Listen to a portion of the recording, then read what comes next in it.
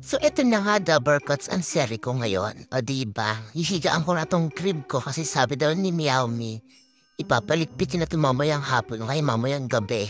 Kasi nga daw kumakain naman ako ng space dito sa kwarto namin. So ayan, at tulog muna ako para bago tanggalin, nanamnamin ko muna.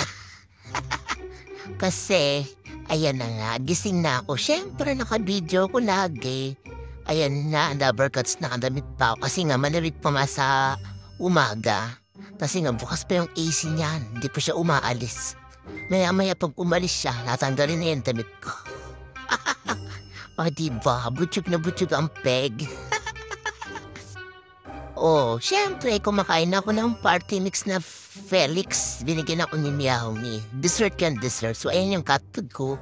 Tapos sabi daw yung fountain ko daw, ililigpit na rin niya kasi mukha nagsasabo na daw ako. Hindi na rin ako umiinom dyan, Dabarkats.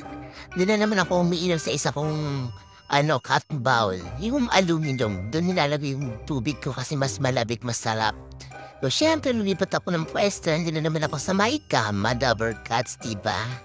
Malamig kasi kaya lipat ako ng lipat. Na may aantokin na ako niya.